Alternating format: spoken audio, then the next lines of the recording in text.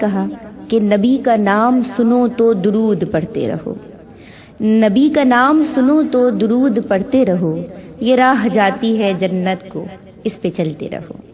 نبی کا نام سنو تو درود پڑھتے رہو، یہ راہ جاتی ہے جنت کو، اس پہ چلتے رہو۔ اور جو پنجتن نے گزاری ہے زندگی ہے وہی، جو پنجتن نے گزاری ہے زندگی ہے وہی، اسی پہ چلنے کی کاوش تمام کرتے رہو۔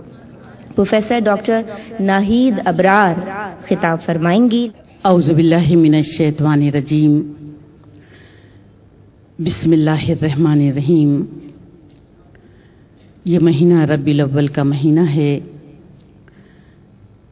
ہم سب آقائے دو جہاں صلی اللہ علیہ وآلہ وسلم کی ولادت باسعادت کا جشن منا رہے ہیں۔ آپ صلی اللہ علیہ وآلہ وسلم سے جن ذروں کو نسبت ہوئی وہ چاند ستارے سورج بن کر چمکے۔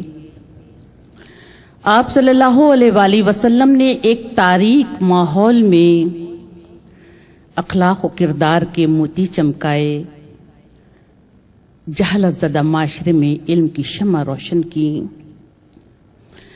چاند جب اپنی مقررہ منازل طے کرتے ہوئے ربیع الاول کی ہلال کی صورت میں رونما ہوتا ہے تو اہل اسلام کی مسرت دیکھنے کے قابل ہوتی ہے، کیونکہ اس میں شب 12 ربیع الاول ہے۔ ہر جگہ ہادی عالم بشیر و نذیر آقائے دو جہاں صلی اللہ علیہ وآلہ وسلم کی سیرت پاک کا بیان ہوتا ہے، تحفہ صلاۃ و سلام کے نذرانے پیش کیے جاتے ہیں۔ 12 ربیع الاول کو آنے والا کتنا عظیم الشان ہے، دو عالم کا سلطان ہے، صاحب برہان ہے، حبیب رحمان ہے، مطلوب سبحان ہے، وہ جسے انسانیت کی میراث سے نوازا گیا، جس کے مبارک سر پر اللہ رب العزت نے خاتم النبیین کا تاج رکھا، جسے خلق عظیم کی دولت سے مالا مال کیا گیا، مقام محمود جن کے رتبوں کی اوج ہے، جس نے توبہ کرنے والوں کو مغفرت کی نوید سنائی، جس نے دنیا کی ظلمت کدے میں ایمان کی قندیلیں روشن کی۔ ہر مقام پر شان اولیت کا مظہر مخلوق میں حضور اکرم صلی اللہ علیہ وآلہ وسلم کی ذات اقدس ہے۔ انبیاء میں آخری نبی آپ ہیں، خاتم النبیین آپ ہیں، آخری الہامی کتاب آپ ہی کو عطا کی گئی۔ سب سے پہلے آپ ہی کو اللہ کا دیدار نصیب ہوگا، سب سے پہلے آپ ہی جنت میں جائیں گے۔ آپ کا ظہور قدسی آخری ہے۔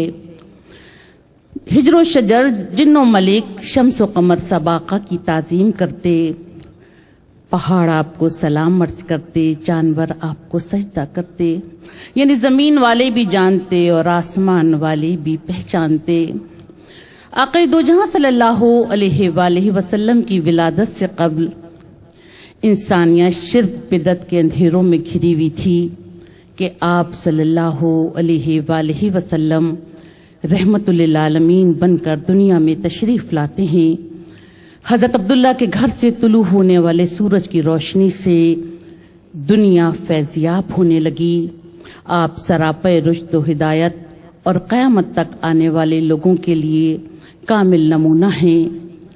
آپ کی پیدائش، آپ کی تشریف آوری ایک ایسی نعمت عظمی ہے جس کو اللہ رب العزت نے قرآن پاک میں احسان عظیم سے تعبیر فرمایا ہے۔ ہم اس نعمت عظمی پر اللہ تعالیٰ کا جتنا بھی شکر ادا کرے کم ہے کہ جن کے صدقے میں ہمیں رحمان ملا، ایمان ملا، قرآن ملا، رحمت ملی، شفاعت ملی۔ یہ اللہ تعالیٰ کا ہم لوگوں پر بہت بڑا احسان ہے۔ آپ صلی اللہ علیہ وآلہ وسلم کی آمد سے قبل کوئی قاعدہ قانون نہیں تھا۔ آپ صلی اللہ علیہ وآلہ وسلم کو اللہ تعالیٰ نے آخری نبی بنا کر دنیا میں بھیجا اور آپ کے حسب و نسب کو تقوی، طہارت، پاکیزگی عطا کی۔ اس در یتیم نے دنیا میں تشریف لا کر ہم لوگوں کو یہ بتایا کہ لوگوں تمہارا پروردگار ایک ہے، وہی حاجت روا ہے، وہی مشکل کشا ہے۔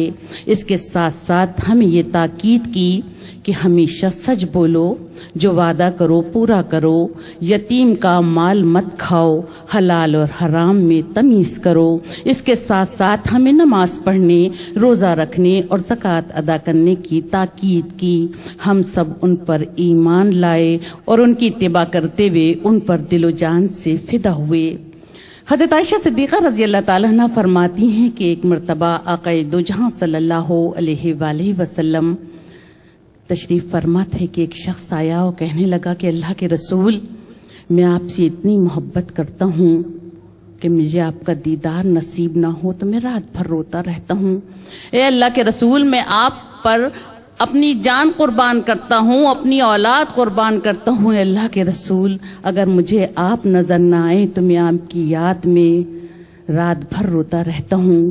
پھر کہنے لگا کہ اللہ کے رسول، یہ دنیا فانی ہے، ہم سب کو لوٹ کر اپنے رب کی طرف جانا ہے۔ اللہ کے رسول، آپ بھی اس دنیا میں نہیں رہیں گے اور میں بھی اس دنیا سے چلا جاؤں گا، اور آپ اوپر والی جنت میں چلے جائیں گے اور میں نیچے رہ جاؤں گا۔ اے اللہ کے رسول، جب میں آپ کا دیدار نہیں کر پاؤں گا تو میں کیسے جیوں گا؟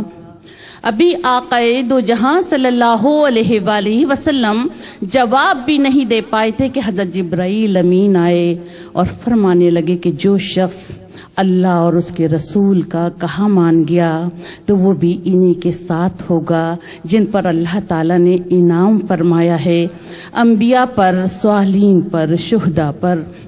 دراصل محبت ایک جذبے کا نام ہے جس کے اظہار کے لیے عمل کا ہونا ضروری ہے، اور عمل ایک ایسا جذبہ ہے جس نے لوگوں کو یہ قوت، طاقت عطا کی ہے کہ وہ بڑے سے بڑا کام انتہائی دل جمعی سے کر سکتے ہیں۔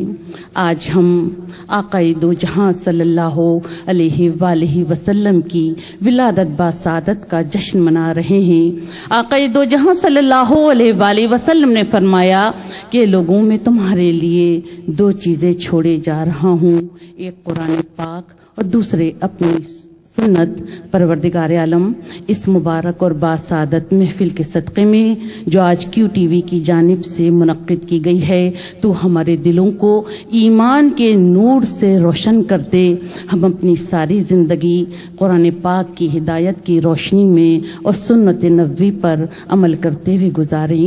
وآخر دعوانا ان الحمدللہ رب العالمین۔ سبحان اللہ۔